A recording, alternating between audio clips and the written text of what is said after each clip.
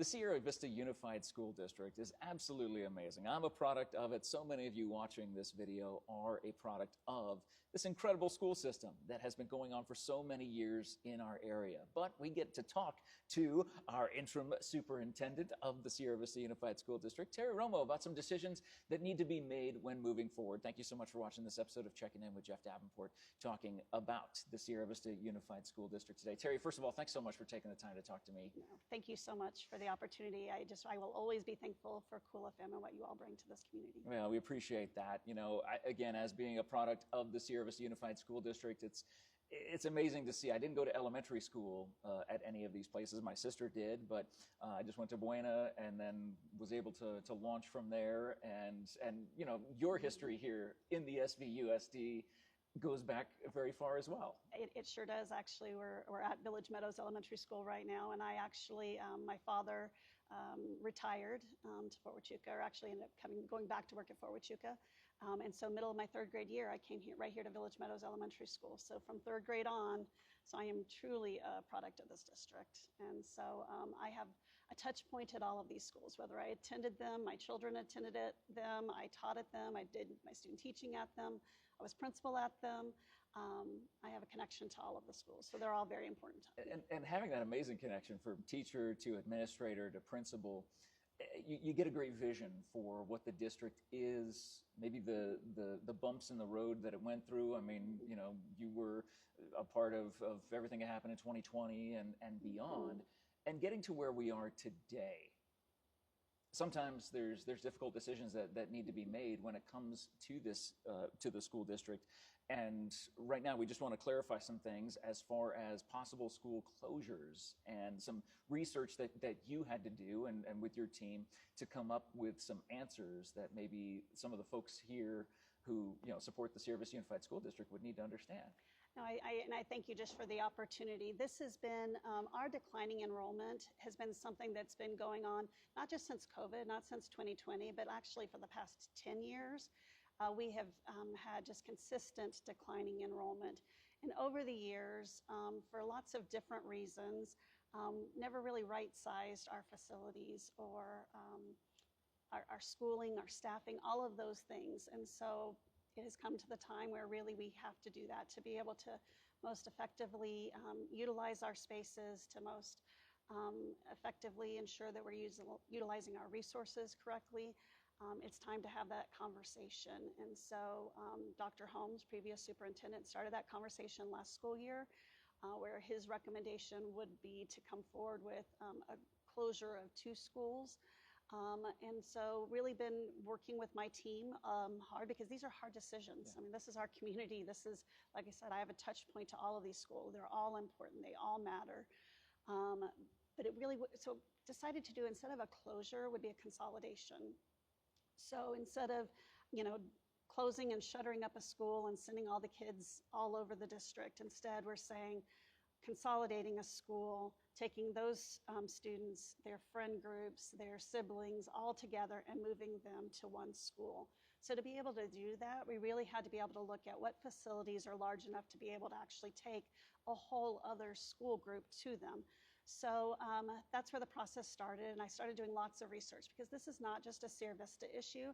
This is happening across Arizona, across our country. People might be surprised to know that even Phoenix is dealing with this right now. On azfamily.com, there was recently an article that talked about the same thing, about the public school system needing to consolidate. Right. Even in the valley. I mean, our taxpayers expect us to make sure that we utilize the funds that we are provided in a responsible way. And it's really not responsible for us to have 6 elementary schools when our enrollment, like I said, we're over 2,000 students less than we were 10 years ago, but never right-sizing, basically. So started lots of research looking into it. Tucson is closing schools as well. I mean, it's everywhere. And so just started looking at the research that was out there, how's the best way to go about doing this. It's not something anybody wants to do, but it really is. I knew this was going to happen. It's why I decided to step forward. I never saw myself being a superintendent. I really never wanted to be the superintendent, but I couldn't imagine bringing somebody in who didn't know this community, didn't love these schools, and ask them to make this decision, because then they would just be true numbers and just, I care too much about the humans that are involved on the backside of this. So I just started doing the research. I tapped into Austin School District, and actually they were closing 100 schools. Can't imagine to have 100 schools to close, but what a huge task. But I just thought, I'm going to use, they created a rubric of data points to collect, and so I did that exact same thing. Many members of my team helped me collect that information, and really basically what it came down to is Bella Vista was the school that I put forward in my recommendation to the governing board. And I should clarify, this is 100% a governing board decision. So you just bring forward what your research shows. Right. So instead of looking at consolidating, not closing, 2 schools, I'm looking at 1 and looking at then either partnering with the city to either lease or possibly sell part of the district office space. It's hard. The one on Fry. On the one on Fry. Okay. If you look or notice around that area, the city really, they have the city park, they own the field behind, the sports center is there. All right then. So really, it really makes sense. They've really always been interested in that property. And I would rather the adults that are there doing this work, us move than moving another set of families, because I know it's hard. I know it's an emotional conversation. And so that's why I'm only recommending at this time 1. And Bella Vista was the recommendation simply because of, what were the touch points? The main things would be lots of different data points were utilized. And we do have on our district website, there is a school consolidation tab on the front page of our district page, or any of our schools. It's right there, school consolidation. You can open that up. You can watch my presentations. You can see all the information. You can see the survey that we gave to families. So if anybody wants more information, please know it is out there for them. But basically, when we looked at it, I needed a facility that was large enough to accept an entire school. Bella Vista, smallest square footage. And then also looking at the size, the population. They do have our smallest population of students currently. And the other thing would be that they have numerous grade levels where there's only 1 teacher. When I first came back to Sierra Vista after working in other districts, when I became principal at Pueblo del Sol, for example, I had 4 kindergarten teachers at my school. Well, now there's 2. Well, now over at Bella Vista, there used to be at least 2, if not 3. Years ago, there used to be 4 of most of the grade levels. They now only have 1 kindergarten class, 1 first grade class, 1 third grade class, and 1 fifth grade class. The other ones, yes, they have 2, but it has just really continued to shrink. And we're huge believers in our district about the power that comes from teachers being able to work together. And when you only have 1 teacher, it's really, you don't have anybody else to bounce ideas off of or to collaborate with. And so again, utilizing our resources, what we know to be best in education, we need to be able to put our professionals with other educators. So the plan currently, what I am recommending to the school board is Bella Vista would consolidate and move over to Pueblo del Sol. We will redo bus routes. Transportation we know is a concern, so we will definitely take care of that issue and get everybody where they need to be. And there's also options if families wanted to choose another one of our schools within our district. We are an open enrollment district. If they don't choose to go where we've provided transportation, they would have to provide their own transportation. But there are some other schools that are pretty much close enough. Some might say, well, Carmichael's closer. We'd rather just, walk to Carmichael. That's obviously a choice for them as well, because currently we have room at all of our schools. And so that was part of my recommendation, that we'll have a K-8 option. We know from some earlier surveys that that is an interest for some of our families. And so we will be offering, or my recommendation is that we offer a K-8 option at Huachuca Mountain. And we'll be doing another survey with our families once the governing board kind of makes the next step. We'll have a town hall that's happening tomorrow night at 5:30 at the Rothery Center. Just an opportunity to be able to come out and ask me questions, and either I'll answer them right then, if at all possible, or we'll do like a frequently asked questions page so that people can be able to get those questions answered. And because we want to be as transparent about this as possible. It's not easy. It's nothing anybody wants to do.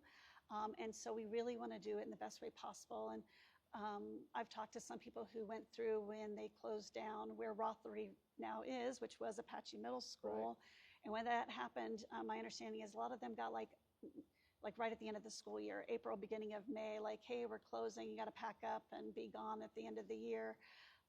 That's not fair to our staff, to our families. Everybody deserves time. So we wanted to do this early so that we could do it right, so that we could let our teachers from Bella Vista work with the teachers from Pueblo del Sol, maybe create like a family evening where they can go over, do a field trip so kids can go look at the school and see where they're going and see how welcome that they will be there. Because I understand as a parent I have a son still at Buena, a daughter who went through the Sierra Vista Unified School District. I know as a parent how important it is that you feel welcome wherever you choose to take your child. And we want to earn that respect and that trust from our families. And so we have to do this right. And so again, could we consolidate more schools? We could. I just feel like financially, by making these two choices, we would be able to do that without having to uproot a whole other group of families. So you mentioned what the plans would be for the administrative offices on Fry, as far as the city possibly taking that over. What would happen to Bella Vista, to that? So we would actually, as a district office, move over there. That would become our new home base. When we all started this process, one of the first things I did as superintendent was have my assistant, Brand Miller, pull all of the deeds for all of our properties just to see what options do we truly have. And pretty much all of our properties were donated by someone, whether state, federal, or by longtime Sierra Vista families. And so there are definitely contingency or requirements that are put into place for all of our properties. The one that we have most access to be able to make the most decision on would be the Rothery Center. All of them, we would never close down any of our buildings. That's not our plan, because obviously we hope to be able to grow back again one day. I think Sierra Vista is a wonderful place to be. It's a wonderful place to live, to raise your families. And so I'm going to hold on to that we're going to be able to find, let families see why we are the right choice for them. There's lots of choices, and to be honest, I just want kids going to school. That's what's most important to me. Yeah. But I think that if they could see all the wonderful things that are taking place, how much we care about one another, the programs that we offer are top-notch, that we'll have more families come back. So thinking about Bella Vista right now, when the vote takes place at the governing board will do, how immediate will the effect take place? Fabulous question, because that was some of the even people from the schools when I went to go talk to the Bella Vista staff. And please know that they knew about it before I went to the governing board meeting. I could not allow them just to watch a meeting to see that. So I had to go talk to them before. That was what somebody said, is this happening like after winter break or something? And we're like, no, we're talking next school year. This is just so that all the planning can take place, all the staffing realignment can take place so that families can feel comfortable with the choices that they make. That's the only reason. We're just being proactive instead of reactive. Which is something I think we've heard a lot from the community. It's like, please communicate with us. Please be more proactive. And so we really take that message to heart, and that's how we're choosing to do this. And when will the vote be taking place? November 18th. Okay, so just a couple weeks from right now as we're filming this. How much do you hope that they take your recommendation, and what part of you hopes that they don't? I mean, because of what the ramifications will be. I think because they've been so involved in the process, they do understand that financially it is a decision that has to be made. If we want to keep as many people employed as possible. I always say a school is really not the building, it's the people inside the building. And if we want to keep as many people, we have to close a building. And that's hard. It's nothing anybody ever wants to do. But if we don't do this, we're going to have to let go a lot of people. And so I'd rather see people over a building. And so we'll see. I mean, my high school, I don't know where you graduated from. My high school is currently, I graduated from Buena, but I mean, the building that I was in is now car dealer. sales Yeah. lot. Yeah, Yeah. right? I was there. I was there till the middle of my sophomore year. Yeah. I still call the Buena on Charleston Road New Buena. New Buena, Wait, so yes. we'll go over to New Buena. Yeah. It's like, wait, it's only been there for 30 years now. And so, in my pride in being a Buena graduate isn't related to what was that building. Right. My pride in being a Buena graduate are the teachers and the students that I went to school with. So I feel like that's a message that I uniquely understand and can share with other people. So I think people understand the fact that for financial reasons we needed to consolidate. I hope that they are pleased that we're only doing one school rather than two. But I'm open. I have all the data points to be able, if the board decided that no, we really do want to go ahead and consolidate another one, I will respect them. I know that they're not paid to do what they're doing. They're doing this because they care about the school district as well, and it's not easy for them either. And so I wouldn't be, I would not be offended by them changing directions.